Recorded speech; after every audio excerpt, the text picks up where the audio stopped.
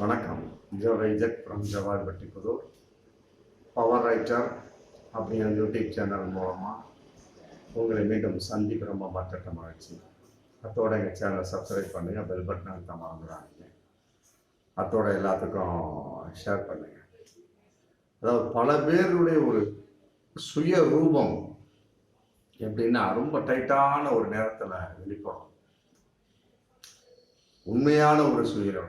ஆனால் அது வரைக்கும் பெரிய வீரனாக தன்னை காட்டிக் கொள்வார்கள். சில பேர் உமா வாயாடி அவ்வளவுதான், முடிஞ்சு போச்சு. மற்றபடி ஒரு மிகப்பெரிய ஒரு விஷயமாக கொள்ள முடியாத ஒரு சூழல். சில பேரை பார்த்தீங்கன்னா பெருசாக டாம் பிரச்சனைன்னு வரப்போ அப்படியே கோழைத்தனமாக நடந்து கொள்வான். அதன் வெளிப்பாடாக தான் இன்னைக்கு நடிகை குஷ்புவுடைய ஒரு நிலைமை, அவருடைய பேச்சு பரபரப்பான ஒரு பேட்டி. அதாவது வேலூர் பாராளுமன்ற தொகுதியில் ஒரு மீட்டிங், ஏசி சண்முகத்தை ஆதரித்து பேசிவிட்டு நிருபர்கிட்ட பேட்டி கொடுக்கிறார். நிருபர்கள் பலவிதமான கேள்வி கேட்கக்கூடிய சமயத்தில் அவர் சொல்றார், நான் மகளிர் ஆணையத்தில் ஒரு உறுப்பினராக இருக்கேன். நான் இருந்ததுனால தான் தமிழ்நாட்டுக்கே மகளிர் ஆணையம் இருக்கிறதே தெரிஞ்சுது அப்படின்னு சொல்லிட்டு பலவிதமான பிரச்சனைகள் அடிப்படையில் அவர் கேள்வி கேட்கக்கூடிய சமயத்தில் நான் அவர் சொல்றார், நடிகை குஷ்பு, நான் ட்விட்டர்ல தான் கண்டனம் போடுவேன், மற்றபடி தெருவில் இறங்கி நான் போராட மாட்டேன் அப்படின்னு சொல்லிட்டு தன்னுடைய சுய ரூபத்தை வெளிப்படுத்தியிருக்கார் நடிகை குஷ்பு. பாஜகவில் ஒரு முக்கிய பொறுப்பு, மற்றபடி மகளிரான தேசிய உறுப்பினராக இருக்கார்.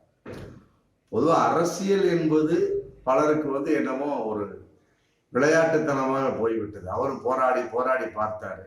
ஆமா, திமுகவில் தகுதியான அங்கீகாரம் இல்லை, காங்கிரஸ் தகுதியான அங்கீகாரம் இல்லை. அப்புறம் பாஜகவில் கத்துனாரு, சரி பாசே மன பிச்சை காசு அப்படிங்கிற அந்த ஒரு வார்த்தையிலே அவருக்கு சீட்டு கிடையாது அப்படின்ட்டாங்க, முடிஞ்சு போச்சு.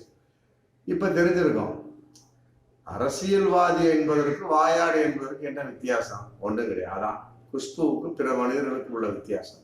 அண்ணாமலை கூட பரவாயில்லையே, எவ்வளவு போராட்டவாதியா இருக்கிறாரு.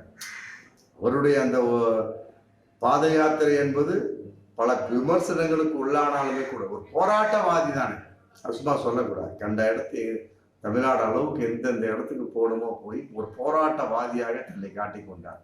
வானதி சீனிவாசனை கூட நம்ம அப்படி சொல்லலாம். ஏன் நிர்மலா சீதாராமன் கூட பல விதமா ஒரு போராட்டங்கள் மற்றபடி தன்னுடைய வெளிப்பாடை பண்ணியிருக்கிறார். ஆனா நடிகை குஷ்பு இந்த அளவுக்கு ஒரு இயலாமையின் வெளிப்பாடாக தன்னை வெளிப்படுத்திக் கொள்வார் என்று ஏற்றுக்கொள்ள முடியாவிட்டால் என்பதுல பெரிய விஷயம் கிடையாது. அந்த அளவுக்கு ஒரு இயலாமையின் வெளிப்பாடாக இருப்பாருக்கு இப்பதான் தெரியுது. அவர் நினைச்சுக்கிட்டார் அரசியல் என்பது போனவங்க சீட்டு கொடுத்துருவாங்க, மற்றபடி நம்முடைய எல்லா அங்கீகாரத்தை அங்கே காட்டி விடலாம் அப்படின்னு. இது கூட பாஜகவில் சீட்டு கொடுக்கல அப்படிங்கிற ஒரு மிகப்பெரிய ஒரு ஏமாற்றத்தை வெளிப்பாடாகவும் சொல்லலாம். இந்த பாஜக இந்த நாடாளுமன்ற தேர்தலில் அவர் ரொம்ப சீட்டை எதிர்பார்த்தார், ஒரு சீட்டு நமக்கு தருவாங்க அப்படின்னு எதிர்பார்த்தாரு. ஆனால் எதிர்பார்த்த அளவுக்கு இல்லை.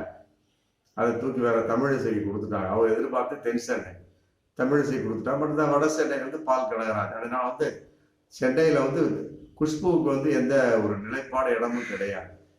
அதுக்கு இன்னொரு காரணம் சொல்லப்பட்டது. இவர் பாட்டு சேரி பாசை அப்படிங்கிறாரு. அதன் அடிப்படையில் தலித் மக்கள், தாழ்த்தப்பட்ட மக்களுக்கு மிகப்பெரிய ஒரு பாதிப்பு. அதேபடி பிச்சை காசு அப்படிங்கிறதுல தமிழக மகளிர் உரிமை, அந்த மகளிருக்கு உரிமை தொகையாவது 1000 ரூபாய் திமுக கொடுக்குறாங்க. அதை காப்பி அடிச்சு தான் அங்கே பாஜக சத்தீஸ்கர் மாநிலத்தில் நாங்களும் 1000 ரூபாய் கொடுக்குறோம்னு சொல்லிட்டு அவங்க ஒரு மிகப்பெரிய ஒரு விஷயத்தை, இந்த மாதிரி ஏகப்பட்டது. கனடா நாட்டில் கூட காப்பி அடிச்சிட்டாங்கன்னா பாருங்களேன்.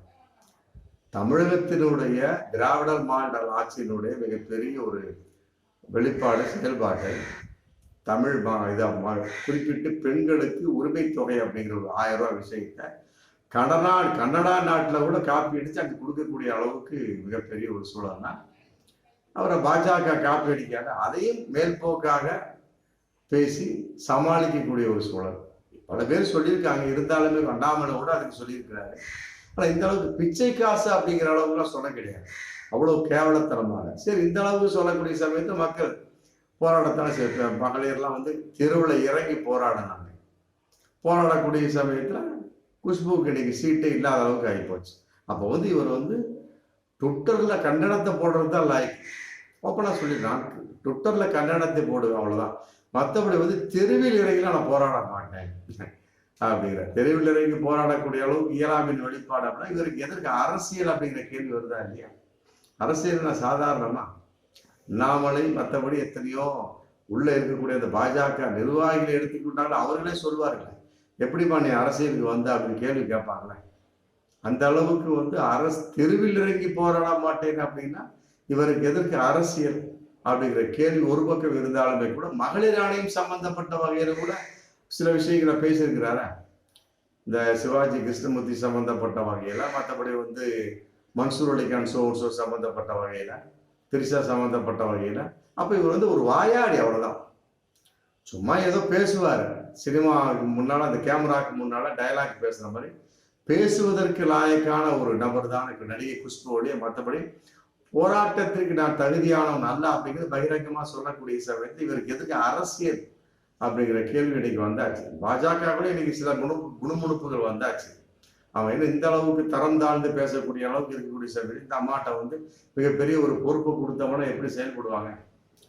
அதாவது அரசியல், ஒரு எம்எல்ஏவாக இருக்கட்டும், ஒரு எம்பியாக இருக்கட்டும், உடனே சீட்டு வந்தவங்க கொடுத்தவொடனே ஜெயிச்ச உடனே வீட்டில் படுத்து தூங்கினா போதுமா? எம்எல்ஏ எவ்வளவு கஷ்டப்படணும் தெரியுமா? எம்பி 6 தொகுதியில கஷ்டப்படணும். ஒரு சின்ன ஒரு கடுகு அளவு விஷயம் இருந்தாலுமே பெரிதுபடுத்தப்பட்டு அடுத்தது வந்து சீட்டு தரமாட்டாங்க. குறிப்பிட்டு சொல்லக்கூடிய அளவு சொல்ல போனா திண்டுக்கல் எங்க தொகுதியே சொல்லலாம். போன இதுல வந்து வேலுச்சாமி அப்படிங்கிறவருக்கு வந்து ஒரு தேர்தல் திமுக கொடுத்துருந்தாங்க. அவர் எங்க இருக்காரே தெரியல. திண்டுக்கல் தொகுதி பழைய இப்ப நடைமுறையில் இருக்கக்கூடிய எம்பி வேலுச்சாமி. ஆமா, பார்த்தாங்க திமுக அங்கிருந்து ஜெயிக்காது சிபிஐஎம் அவங்களுக்கு சச்சிதானந்தத்தை கொடுத்துட்டாங்க, முடிஞ்சு போச்சு. அவங்க இன்னைக்கு கஷ்டப்பட்டு பண்ணிட்டு இருக்கிறாங்க. அதுல என்ன ஒரு விஷயம் அப்படின்னு கேட்டா, அங்க இருக்கக்கூடிய திண்டுக்கல் தொகுதி மக்கள், நாடாளுமன்ற தொகுதி மக்கள் எல்லாருமே உதயசூரியன் அப்படிங்கிறத பதிஞ்சிருக்கக்கூடிய அந்த அறிவால் சுத்தி நட்சத்திரம் என்பது இன்னும் பதியவே இல்லை. அந்த வகையில வந்து மிகப்பெரிய ஒரு திமுகவும் மிக ஏமாற்றமா இருந்து கொண்டிருக்கு. அதை மனசுல பதிய வச்சுட்டு இருக்கிறாங்க. அதுக்கு எவ்வளவுலாம் திமுக தொண்டர்கள் மார்க்சிஸ்ட் கம்யூனிஸ்ட் தொண்டர்கள்லாம் பாடுபட்டு கொண்டிருக்காரு தெரியுமா? வெயில்ல இன்னைக்கு அடிக்கக்கூடிய 102, 103 டிகிரி வெயில திண்டுக்கல் தொகுதியில எப்படிலாம் கஷ்டப்பட்டு கொண்டிருக்கிறாங்க. சச்சிதானந்தம் ஒரு எத்தனை கஷ்டப்பட்டு இருக்காங்க. காரணம் என்ன? வேலுச்சாமி செய்த ஒரு மிகப்பெரிய ஒரு செயல்பாடின் வெளிப்பாடு தான். அது மாதிரி நடிகை குஷ்புவும் ஒரு செயல்பாடின் வெளிப்பாடாதான் இன்னைக்கு வெளிப்படுத்திருக்காரோட அந்த அளவுக்கு அரசு நினைச்சுக்கிட்டார் போல இருக்கு. அதை விட மிக மோசம் எம்எல்ஏவா இருந்து சும்மா சாதாரண கிடையாது. எம்பி இருந்தா கூட ஏதோ ஒரு விஷயங்களை வந்து மக்கள் வந்து மிக பெரும்போடாக எழுந்து கொள்வார்கள். ஆனா எம்எல்ஏ அப்படி கிடையாது. அதை விட மோசம் வந்து என்ன, வார்டு உறுப்பினர், ஆமா கவுன்சிலர் வீட்டு கதவை தட்டி கேட்பான், நம்ம ஓட்டு போட்டாங்க, இந்த மாதிரி வந்து தெருவில் தண்ணி போயிட்டு இருக்கு, இந்த மாதிரி பைப்பு உடஞ்சிருக்கு, இந்த மாதிரி வந்து மிகப்பெரிய ஒரு போராட்டம் தெருவுக்குள்ள கிளாட்டா நடந்துட்டு இருக்கு, ஏற்பாடு பண்ணி கதவை தட்டி கேட்பான். எம்பியாவது ஏதோ ஒரு வகையில் தப்பிச்சுக்கலாம், எம்எல்ஏவோ மற்றபடி வந்து ஒரு கவுன்சிலரோ தப்பிக்க முடியாது. எம்எல்ஏவோட நிலம் இன்னும் மோசம். ஆமா, அடுத்த தேர்தல் வரக்கூடிய சமயத்தை கேட்கக்கூடிய சமயத்தில் அவருடைய நிலைப்பாடெல்லாம் மிக ரொம்ப ஹாட்டா இருக்கும். இதையெல்லாம் தெரியாமல் அவன் இன்னைக்கு வரைக்கும் ஒரு நடிகை அப்படிங்கிற போர்வையில குஷ்பு இருந்துட்டு இருக்காரு, அவ்வளவுதான் முடியும். ஆமா, அவர் வந்து ஒரு நடிகை அப்படிதான் பார்க்கக்கூடிய ஒரு சூழலுக்கு பகிரங்கமா சொல்லிட்டார். நான் வந்து எந்த ஒரு விஷயமாகட்டும் ட்விட்டர்ல தான் வந்து கண்டனம் தெரிவிப்பேன், தெருவில் இறங்கி போராட மாட்டேன். மணிப்பூர் சம்பந்தப்பட்ட வகையில் ஏகப்பட்ட விஷயங்கள், ஏன் அவங்களுடைய பாஜகவிலே எடுத்துக்கலாம், பாஜகவிலே ஏகப்பட்ட நிர்வாகி, பாலியல் வன்கொடுமைகள், பாலியல் சீண்டர்கள், ஆமா மகளிர் ஆணையத்தை உறுப்பினராக இருந்து அதனாலதான் மகளிர் ஆணையம் என்பது என்னால் தான் தெரிந்ததுன்னு சொல்றாரு. சரி, பாஜக நிர்வாகிகள் மேல நடிகை குஷ்பு எந்த அளவுக்கு நடவடிக்கை எடுத்தார்? கேடி ராகவன் மீது நடவடிக்கை எடுக்கிறார். டெய்சி திருச்சி சூர்யா வகையில நடவடிக்கை, ஆடியோஸ் கேஸ் அதை நடவடிக்கை எடுத்தாரா? ஏன் சசிகலா புஷ்பா அப்படி 2 பேர் தடவுறாங்க. இந்த பால கணபதியா என்ன ஒரு 2 பேர் தடவுறாங்க. அது சம்பந்தமா நடிகை குஷ்பு எடுத்தாங்களா? கேட்டா வந்து 1000 வழக்குகள் இருக்குன்னா அது உண்மையான வழக்கு, பொய்யான வழக்கையே, அதுதானே உங்க வேலை. உண்மையான வழக்கு இருக்கு, பொய்யான வழக்கு இருக்கு, தெரிஞ்ச உண்மைதான். அதை ஆராயறது தானே உங்க வேலை. அது ஆராயமா ஒருவேளை அங்க கூட மகளிரான உறுப்பினர் இருந்து அங்க கூட உட்காந்துக்கிட்டு அப்படி ஏசி ரூம்ல படுத்து அப்படி ஜாலியா தன்னுடைய நிலைப்பாட போயிட்டு இருக்கிறாரோ? ஆனால் ஒன்று மட்டும் வருது, போராட்டத்துக்கு தகுதி இல்லாதவர் என்பது இன்னைக்கு கன்ஃபார்மா தெரிஞ்சு போச்சு. இது பாஜகவுக்கு கண்ணூடாக தெரிந்த விஷயம். அதே நேரத்தில் ஒரு போராட்டம் என்று வரக்கூடிய சமயத்தில் பேசுறது தான் ஆயிடுச்சு. ஆமாம், தெருவில் இறங்கி போராடணும். சும்மா தாமு டொம்முன்னு பேசுனா ஒரு பேட்டி கொடுத்தவுடனே இவரை தூக்கி நிறுத்தி விடுவார்கள் அப்படின்னு நினைச்சாரு. அப்படிதான் திமுக நினைச்சிருப்பார் போல இருக்கு. நடிகை புஷ்பா அதே மாதிரி தான் ஈகாஸ் நினைச்சிருப்பார் போல இருக்கு. அதனால அங்கே அவர் பப்பு வேகல. இங்க பாஜகவில் வந்தோம் தன்னுடைய நிலைப்பாடு ஓப்பனாகவே சொல்லிட்டார். அவன் நான் ட்விட்டர்ல தான் கன்னடம் படிப்பேன், தெருவில் இறங்கி போராட மாட்டேன். அப்ப இவர் ஒரு ட்விட்டர் நாயகி, அவ்வளவு முடிஞ்சு போச்சு. இவரை அரசியல்வாதி சொல்றது லாயக்காட்டவர் பகிரங்கமான உண்மை. அவன் இந்த மாதிரி 10 பேர் இருந்தாங்கன்னா பாஜகவில் கட்டாயமா அப்புறம் எப்படி தோல்விதான், வேற வழியே கிடையாது.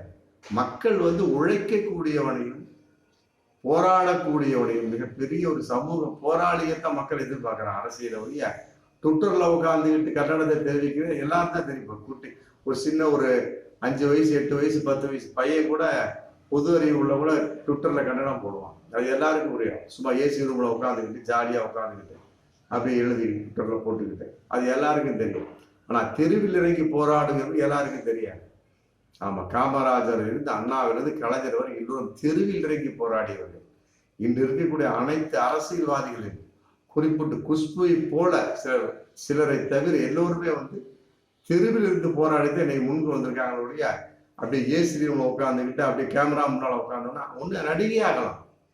ஆமா, இல்லைன்னா ஒரு வாட்ஸ்அப்ல மிகப்பெரிய ஒரு பிரபலியமா போய் ஏதோ ஒன்று பண்ணிட்டு உட்காந்துருப்பாங்க. அரசியல்வாதி ஆக முடியாது. அதனால இது பாஜக கூர்ந்து கவனிச்சிருப்பாங்க. இந்த மாதிரி ஆட்களுக்கெல்லாம் நீங்க வாய்ப்பு கொடுத்தீங்கன்னா உங்க கட்சி எவ்வாறு பிரபலியமாகும் அப்படிங்கிறதும் மிகப்பெரிய ஒரு கேள்வி. ஆமா, மீண்டும் அடுத்த வீடியோ சந்திப்போம். நன்றி.